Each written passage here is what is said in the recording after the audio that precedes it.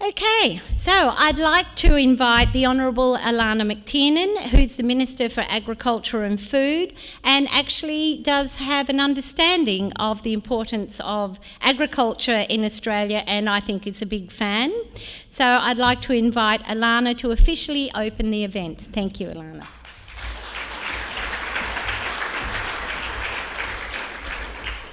Thanks very much, Sabrina. It really is a delight that less than 1 month into this new gig that I have gotten the opportunity to launch the inaugural State Horticultural Update.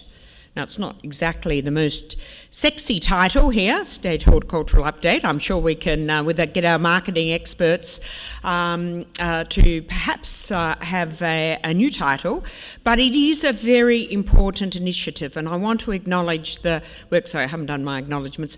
I want to acknowledge Mark Webb, the director, and all of the team from DAFA and all the industry players that have come together here today for this event, because I do think it is a great development in the community outreach for DAFA, and it recognises that we need to build on the work that traditionally has been done, which has been focused commodity by commodity. Mangoes here, asparagus there, but building on that and recognising that this industry really has matured, and now there is really it's an appropriate time now for us to move towards having these sorts of sessions which are about establishing the strategic development of the industry. So bringing people from diverse regions with diverse commodities to discuss not only the agronomy for their particular economy, but more to look at those strategic directions that we can share to build this industry in Western Australia. Now, we hope that the quality information that will be brought forward today on target market opportunities, on the significant research findings, and the successful business development case studies will really inspire an expansion of the industry. And we do need to expand horticulture. It really is an industry that will help us diversify our economy, and in particular help us strengthen our regions around Western Australia. Investment in agriculture and horticulture is absolutely critical, in my view, to stabilising and expanding the opportunities for people to live and work in the regional towns and communities of Western Australia.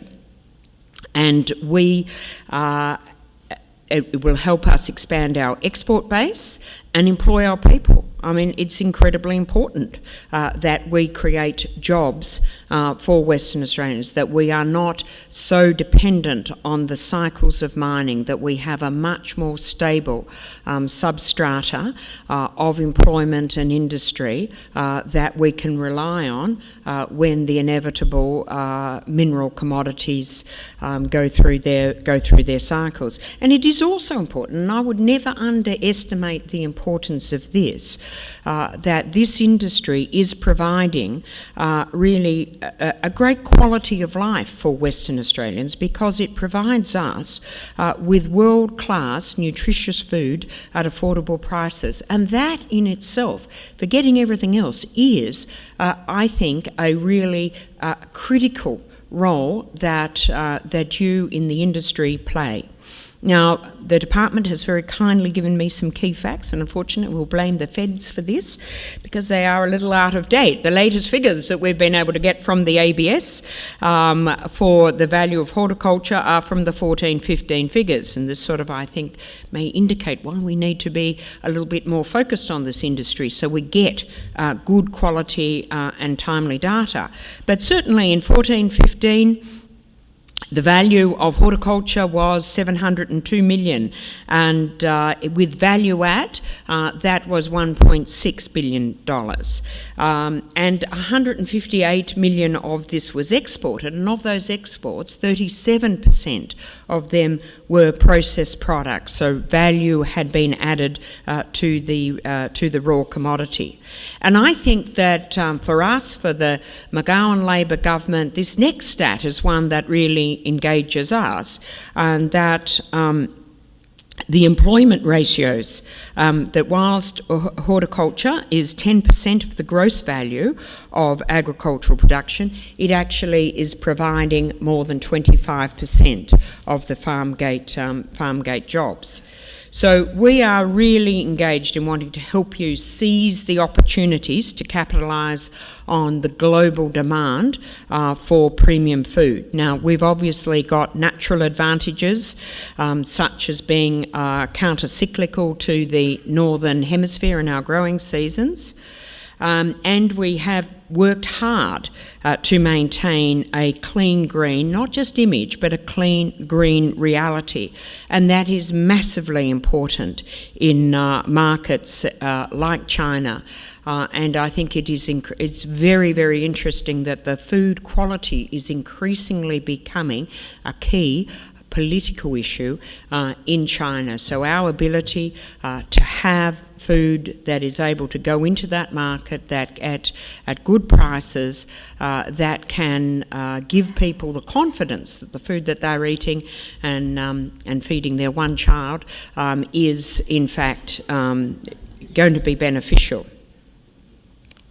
So we, and as I always stress this is not a case of greenwash. If we are really to maintain that competitive edge, that we have to be very, very committed to make that clean green a reality and not just an image.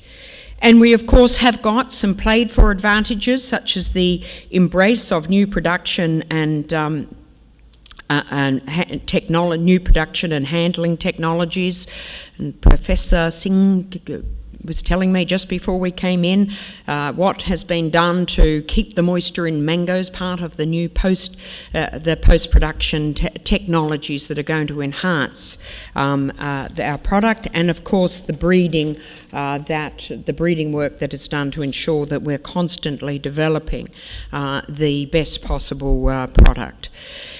Now, all of these things, you probably know far more about these things than I do, but if I could just share, just for a few minutes, my the direction. I've only been in the job a couple of weeks, but the sort of the directions that I see as perhaps important.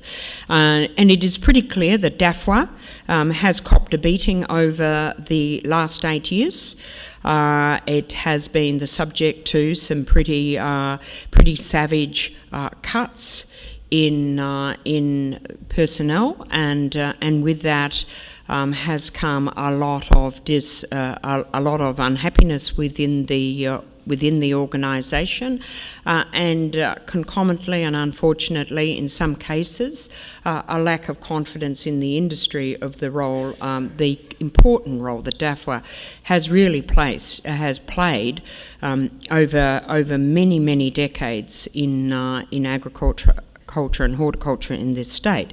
And I again want to compliment, I'm not entirely captured by Mark, but I do have to compliment the DG and his team and the way that they have been working over the past 12 months to restore capability within the agency. And I certainly see that as part of a key part of my role is to help build on that work. And I've made it very, very clear to the department and to the industry that I am strongly committed to DAFWA having a really strong R&D base and an environment where we can engage and develop personnel over an extended period. I don't believe that you can run scientific R&D organisations on short-term project-based funding. That we need to, we can't commit our entire life to one particular grain necessarily, but we do need to have that ongoing capability and that ability to develop an institutional knowledge if we are really going to be out there and adding value to your industry. We have got to be really serious about the developing the capabilities of our people and their ability to learn and to produce that research. I'm also very clear that we need to get a really great relationship with the universities, and I know there's been and there's many reasons for this, but and the department, certain people in the department have really battled valiantly to establish good bilateral relations with some of the universities. But we are a community of only 2.6 million people. We've got 3.5 faculties of agriculture, and we've got the department, and we've got organisations like CSIRO engaged in R&D. Now, I think we've got to come together and we've got to chart out a blueprint, dare I use that word, a map of how we are going to get the best bang for our buck. What are the bits of the research spectrum and the R&D that should be in the universities? What's the bits that should be in the department? What are the bits that could go off to institutes? And at what point could this stuff just be handed over to the private sector? But I've asked the chief scientist to come and work with Mark and the team and the industry so that we get that profile right. And I'm very excited about that, and I think that we will get good things out of that. Now we've got expansion plans, of course, and many of these are presented to me. These are what I call the hardy perennials, Sabrina, that were being talked about and are still being talked about in the 8 years later. And I think the real challenge for us is going to be to take a lot of these good ideas that we've continued to prepare reports on and liaise with and develop interdepartmental structures to try to advance and actually work out, well, what actually is the critical thing that has to be done here to take this out of this wish list phase and the endless cycle of reports and turn it into a reality. Now, the Gascoyne expansion, we were all looking at that years ago. Again, hopefully there's some good work being done, but we've got to get that additional 400, maybe 800 hectares added to that.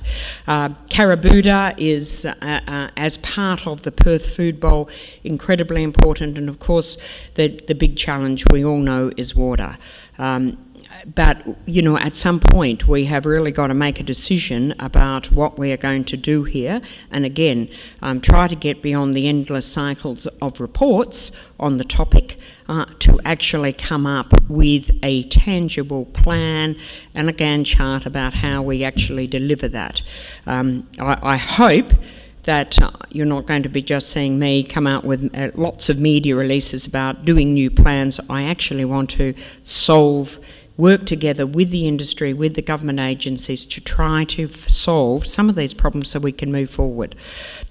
Some great new areas and great new opportunities throughout the regions. The West Kimberley asparagus ventures, and I find very interesting the ability for that to be working with some new developments in the pastoral industry, where the pastoral industry is becoming more sophisticated and and looking at how this might help us improve the logistics. If horticulture and agriculture can work together, that we can deal with some of those supply chain complexities. And I was very, very interested to I run into a couple of the traditional owners from up north in the Kimberley who are saying, look, they are really interested in getting their communities into horticulture.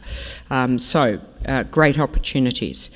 Now, of course, I do need also to comment on, I've been asked to comment on the biosecurity issues. This is a really important capability that we have in DAFWA and that we need to jealously guard.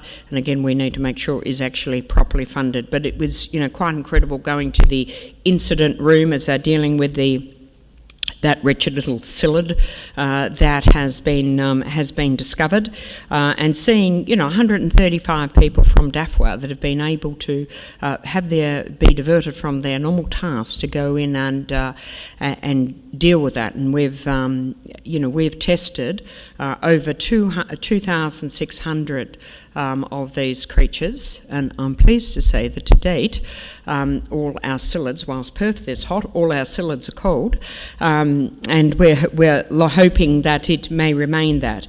We also need to be, one of my concerns, I'm sure you all know about the psyllid, but one of my concerns is the potentially we are seeing some other states improperly exploiting this difficulty that we are experiencing and placing bans on products for which the psyllid has absolutely no relationship with, and I want to start fighting these those sorts of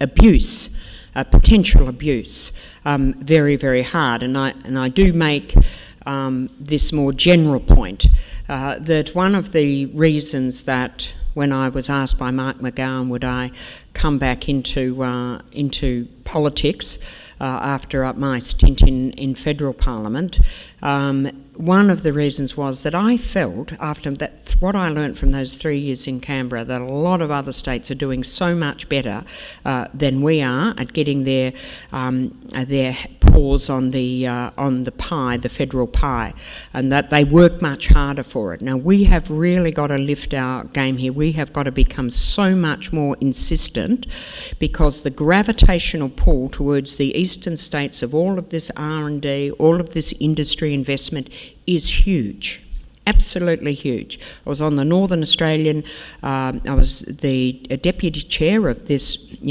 important committee, and the presence of the universities in Queensland and the Northern Territory just created a situation where they could so much more easily attract the attention and attract the dollars that go into developing their industries.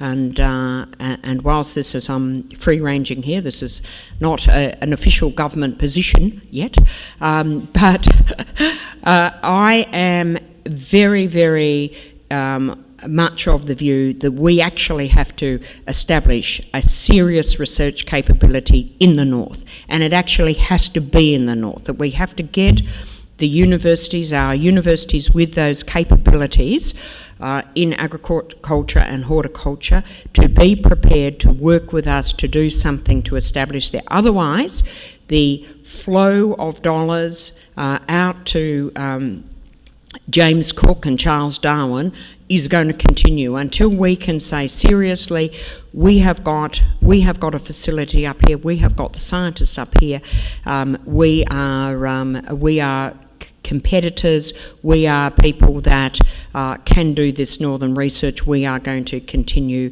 to miss out. But it's been fabulous to really see the enthusiasm in the industry, to see the energy and the desire to go out there and to develop more and greater products, and the pride that people have in the industry is fantastic. And I can tell you, I'm really, really looking forward to working with you, and together we can make this place really rock. Thanks very much.